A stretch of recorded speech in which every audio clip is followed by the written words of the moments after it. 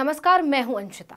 एक खास समुदाय के लिए पाकिस्तान का वीजा जेब में रखकर घूमने वालों को अब जरा खुद संभल कर रहने की जरूरत है। ऐसा ना हो कि उन्हें ही पाकिस्तान जाने की जरूरत पड़ जाए, क्योंकि कर्नाटक के मंत्री प्रियंक खड़गे ने साफ शब्दों में कह दिया है कि बजरंग दल और आरएसएस पर बैन तो लगेगा। बीजेपी को समस्या है तो पाकिस्तान चली जाए। जूनियर खड़गे ने अपने एक बयान से दो निशाने लगाए हैं। कैसे खड़गे ने निशाना साधा है, इस पर भी चर्चा करेंगे। फिलहाल खड़गे का ताजा बयान जान लीजिए। बीजेपी को पहली बार ये सुनने को मिला है कि अगर संविधान से दिक्कत है, लोकतंत्र से दिक्कत है, भाईचारे और आपसी सद्भाव से दिक्कत है तो शौक से पाकिस्तान चले जाइए। मतलब जो लोग हर सवाल पूछने वाले को पाकिस्तान भेजने की बात करते थे, आज जब उन्हें उन्हीं की भाषा में जवाब दिया जा रहा है तो उन्हें बहुत बुरा लग रहा है। कर्नाटक में सरकार बदलने के साथ ही पिछली बीजेपी सरकार के फैसलों को बदलने की आहट सुनाई देने लगी है। कांग्रेस कह रही है कि वो पिछली सरकार के हर फैसले पर विचार करेगी और जरूरत पड़ने पर बदलेगी भी। इसी को लेकर कांग्रेस अध्यक्ष मल्लिकार्जुन खड़गे के बेटे प्रियांक खड़गे ने कहा कि अगर राज्य की शांति भंग होगी तो उनकी सरकार बजरंग दल और आरएसएस जैसे संगठनों पर प्रतिबंध लगा देगी। अगर बीजेपी नेतृत्व को ये पसंद नहीं आता है तो वो पाकिस्तान जा सकते हैं। खड़गे यही नहीं रुके, उन्होंने आगे कहा कि हमने कर्नाटक को स्वर्ग बनाने का वादा किया है। अगर शांति भंग होती है तो हम विचार भी नहीं करेंगे कि ये बजरंग दल है या आरएसएस है। जब भी कानून हाथ में लिया जाएगा, बैन लगा दिया जाएगा। अपने इस बयान से खड़गे ने एक तीर से दो निशाने लगाए। एक तो उन्होंने बीजेपी को बता दिया कि कांग्रेस अपने वादों से पीछे नहीं हटने वाली है, तो वहीं दूसरी तरफ उन्होंने बीजेपी के उन तमाम दिग्गजों पर निशाना साध दिया जो कहते हैं कि मुसलमानों को दिक्कत है तो वो पाकिस्तान चले जाएं। आपको याद होगा, फरवरी 2020 में गिरिराज सिंह ने कहा था कि देश के सामने ये स्वीकार करने का वक्त है कि 1947 से पहले जिन्ना ने इस्लामिक देश की मांग की। ये हमारे पूर्वजों की बड़ी चूक थी जिसकी कीमत हम चुका रहे हैं। अगर सभी मुसलमान भाइयों को उसी वक्त वहां भेज दिया जाता और हिंदुओं को यहाँ लाया जाता तो हम उस स्थिति में नहीं होते जहां आज हैं।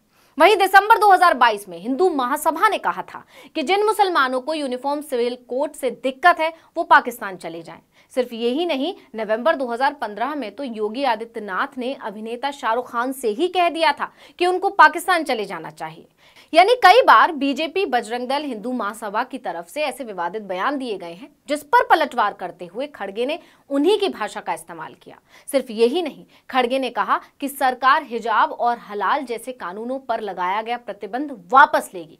बीजेपी सरकार में लाई गई हर नीति पर फिर से विचार किया जाएगा। कोई भी संगठन, धार्मिक, राजनीतिक या सामाजिक जो कर्नाटक में असंतोष और असामंजस्य के बीज बो रहा है उसे बर्दाश्त नहीं किया जाएगा।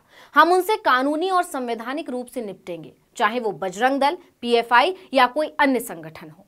अगर वो कर्नाटक में कानून और व्यवस्था के लिए खतरा बनने जा रहे हैं तो उन्हें प्रतिबंधित करने में संकोच नहीं करेंगे। प्रियंक ने आगे कहा कि पिछली सरकार ने कुछ प्रमुख लोगों की जयंती मनाने का फैसला किया था और बाकी को छोड़ दिया था। केवल जयंती ही नहीं, आदेश चाहे किताबों से जुड़े हों, गौहत्या विरोधी, धर्मांतरण विरोधी कानून क्यों ना हो, उन सभी को संशोधित किया जाएगा।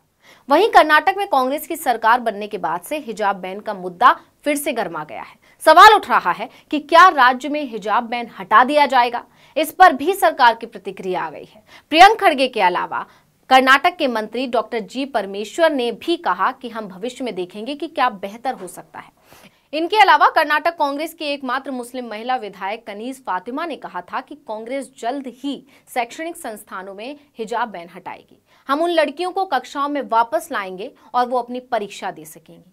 दरअसल एमनेस्टी इंडिया ने हिजाब बैन वापस लेने की मांग की है। इस पर अब कांग्रेस सरकार की तरफ से भी प्रतिक्रिया सामने आ गई है। इसके लिए उन्होंने एक के बाद एक कई ट्वीट किए। उन्होंने कर्नाटक सरकार से मानवाधिकारों के लिए 3 प्राथमिक कार्रवाई करने के लिए कहा, जिसमें शैक्षणिक संस्थानों में महिलाओं के हिजाब पहनने पर प्रतिबंध को तत्काल रद्द करना शामिल है। आपको याद होगा, 2021 के आखिर में हिजाब के मुद्दे ने तूल पकड़ा था, जब पुरानी राज्य सरकार ने कर्नाटक में शैक्षणिक संस्थानों में हिजाब पर बैन लगा दिया था। बाद में कर्नाटक हाईकोर्ट ने भी इसे बरकरार रखा था। इसके बाद मुस्लिम छात्रों ने सुप्रीम कोर्ट में आदेश का विरोध किया और अंतिम फैसला आने तक कक्षाओं में भाग लेने से इनकार कर दिया। सुप्रीम कोर्ट ने हिजाब पर बैन हटाने से इनकार करने वाले कर्नाटक हाईकोर्ट के फैसले पर खंडित फैसला सुनाया था। जस्टिस हेमंत गुप्ता ने हाई कोर्ट के फैसले के खिलाफ अपीलों को खारिज कर दिया था। वहीं जस्टिस सुधांशु धूलिया ने उन्हें इजाजत दी थी। मामला अभी भी लंबित है, लेकिन इस मुद्दे ने बीजेपी को काफी नुकसान पहुंचाया। नतीजा, जनता ने राज्य की गद्दी छीन ली। अब जनता नई सरकार से पूछ रही है, ये बैन कब हटेगा। ये सवाल इसलिए उठ रहा है क्योंकि नतीजों ने बता दिया कि जनता ने कांग्रेस के वादों पर ज्यादा भरोसा जताया है। ऐसे में कांग्रेस की जिम्मेदारी बढ़ जाती है कि वो जनता के भरोसे पर खरी उतरे। खास बात यह है कि कांग्रेस ने इस पर काम करना भी शुरू कर दिया है। इसलिए तो खड़गे ने कड़े शब्दों में कहा था कि बीजेपी चाहे कितना भी बजरंग दल को बजरंगबली से जोड़ ले, अगर बजरंग दल ने कोई भी हरकत की तो उसे बैन कर दिया जाएगा। बीजेपी को दिक्कत है तो टिकट कटाए और पाकिस्तान चली जाए। इस वीडियो में इतना ही। आपसे अनुरोध है कि यूट्यूब पर हमारे चैनल आर्टिकल 19 इंडिया को सब्सक्राइब कीजिए, फेसबुक पर लाइक कीजिए और कमेंट करके बताइए आपको हमारा ये वीडियो कैसा लगा। आने वाले दिनों में हम और किन मुद्दों पर वीडियो बनाएं ये भी जरूर बताइएगा। ट्विटर हैंडल है article19_India, इसको भी फॉलो कर लीजिए। नमस्कार।